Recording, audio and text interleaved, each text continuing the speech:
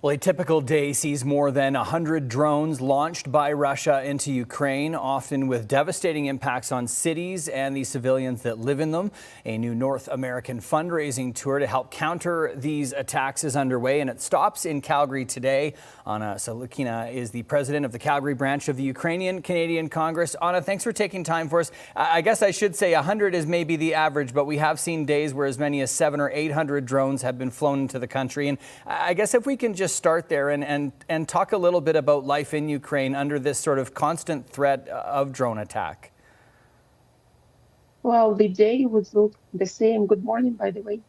The day would look the same as here. People would go to work, would go to grocery shopping, but the nights would be like a hell.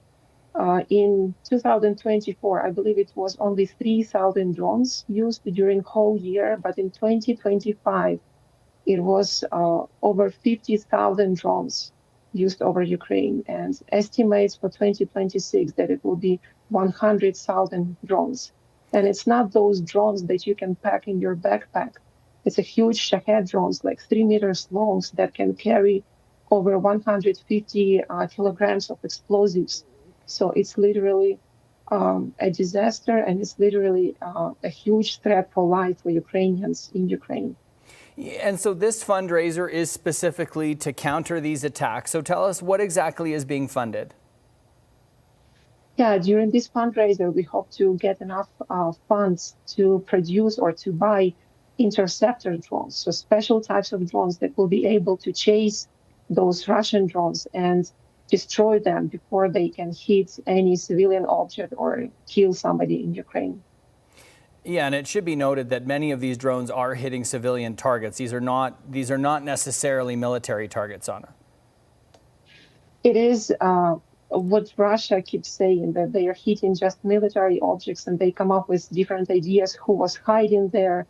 But if you will see the news from Ukraine, you will see all the video and pictures, and you will see that it's usually residential buildings, schools, hospitals.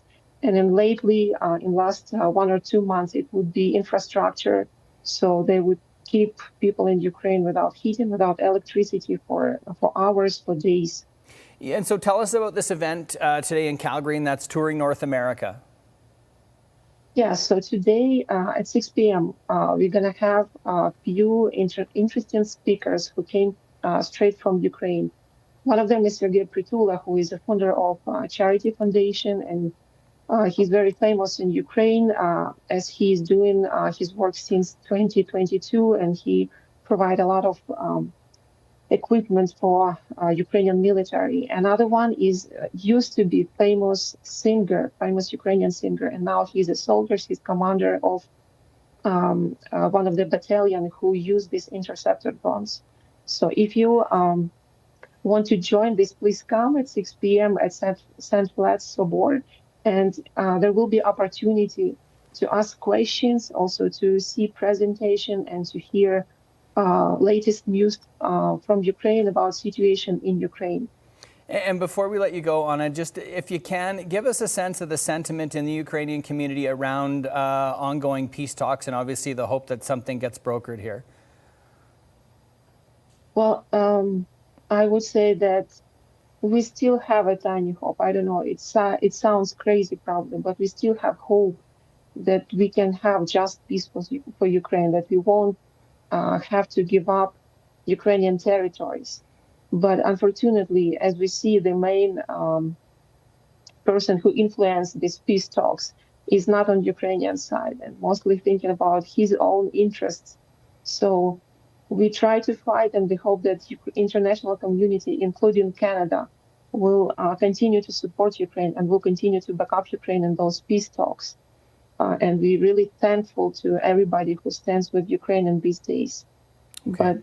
But yeah, difficult to be hopeful right now with the ongoing back and forth. Anna, I want to thank you so much for your time this morning, and I hope the event goes well this evening. That is Anna Tselukhina from the Ukrainian Canadian Congress. Thank you. Thanks.